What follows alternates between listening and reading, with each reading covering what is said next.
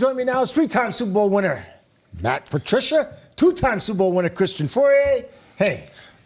National champion at the University of Colorado. Now we're even. How many? Break out the rings. Now we're good. We each got 3 rings. I love it. We're good. Hey, Patriots come up with a big-time win today. A win they desperately needed. The Bears are terrible. I mean, just terrible. But, hey, take the win. Yeah, the Patriots played it exactly how they needed to. Tough place to play. Don't get me wrong. You know, you go out to Chicago in the wind, in those, conditions. I thought the Patriots played better than Chicago in that situation. Played the wind really well, and just the overall game plan. Did a great job attacking, I think, the Bears. You can take you can take either approach, right? You can take hey, let's talk about how bad the Bears were, or you can really give credit to the Patriots for just doing what they were supposed to do. Because 3 or 4 weeks ago, the Patriots were the Bears. We were the ones talking about how the offensive line can't block anybody. They can't pick up a blitz. They can't pick up any stunts. The quarterback was getting sacked. The quarterback is running for his life. They figured it out, at least for the short term. And I'm not even going to say what my thought process is on winning games and how good it feels, but it does kind of just lift everybody up. Regardless of what your record is, you ignore it, and everybody's in a good mood. Yeah, it's not easy to win in the NFL. Every single Sunday, Monday, whenever you play, it's not easy. So you take every win you can get. Everyone should feel good about it. Get on the plane, get home, have a great night, get with your family, and get ready to go next week. It's so important. All right, I want to talk about Brandon Schooler and this. Longhorn. Yeah. They call it Longhorn. It's actually this. This is like Shaka Bra. It's actually this. He's got like 5 fingers up. Everybody's confused. Brandon Schooler coming in, making a sack. Love this package. Great job by DeMarcus Covington, really identifying the fact that, look, the best thing Williams does is he extends plays. He's impossible to tackle. He's going to run with the ball. Put a package in. You take your special teams guy. We've done this before. Matt Slater, Jordan Richardson back in the day. Take your best open field tackler and you put him on the field. Put him in a position where he can get this guy down. Don't let him get any extra yardage. They executed it perfectly. You got a sack. It was great. Occupied the guard. Phenomenal. Yeah, we were saying that because he's tailor-made for that position because he's so used to tackling in space, breaking down with a lot of distance. He's a sure tackler, good angles, doesn't panic or anything like that. I wouldn't be surprised to see more of him. 9 sacks by this Patriots defense. Yeah, great job of just continually bringing the pressure. They knew once the offensive line, they had him. They had a couple injuries during the game. Keep, applying that. And the quarterback, look, Williams is a good quarterback, but now this is like 3 weeks in a row. It ran into some very experienced defenses. He hasn't thrown a touchdown pass since week 6, Matt. I talked about it about a month ago. He was going to hit Dan Quinn, experienced defensive coordinator. Then they went to Arizona. John Gannon, another defensive coordinator, head coach, come to New England, with Gerard and obviously DeMarcus, another experienced defense. And he's going to struggle versus these, especially when he's waiting for the receivers to get open. He's in a bad place right now. I was just talking about just when I see him and you start comparing him to Drake May and each guy's development, Caleb Williams looks lost. He looks like there's like no common sense, an obvious issue, an obvious situation where an unblocked guy, nobody says anything.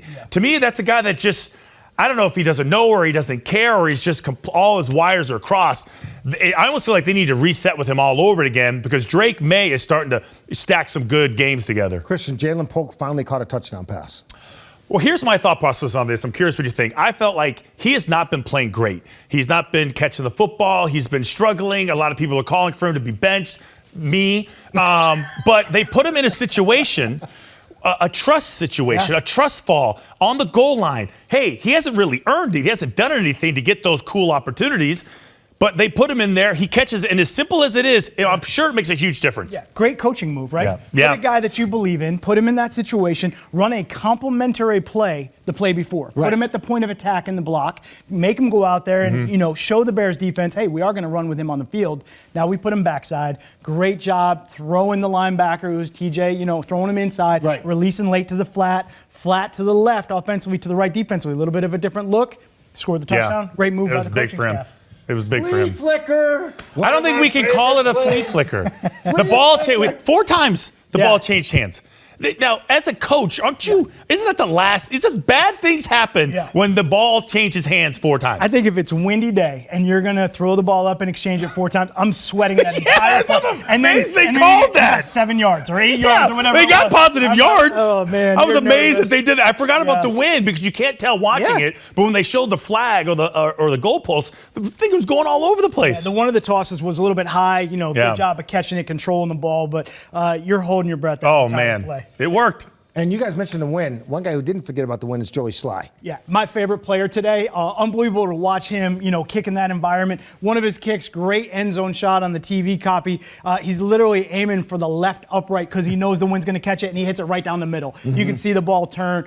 That's not easy to do as a kicker in Chicago in that environment. That was awesome. He's a weapon. Cannot take him for granted, though. No, I think special teams overall, the kicking game overall, I think has been really, really good. They were carrying their weight, right? They are making a difference. They are being productive. They are making timely plays when they need it the most, either in coverage or even return game or, in the kicking game. They're doing it all. Austin Hooper made some fine catches today. Yeah. There's a couple of tight ends, Hunter Henry, Austin Hooper. These guys are coming up big for him when they need to. Yeah, Hooper's so much fun to watch. And look, Hunter Henry deserves and gets a lot of attention. Right. And I love that they're going to the second read. I love that they're finding the second tight end in the space, over the middle. And then, look, he's going to catch the ball. He's sure-handed. Get him the ball. He's wide open. I love it. I love the post-game comment by Hooper when he said, he threw me open. He wasn't really, it was covered. The defender was in front of him, but he threw it high enough with the right angle, and Hooper went up and caught it. It was a great catch.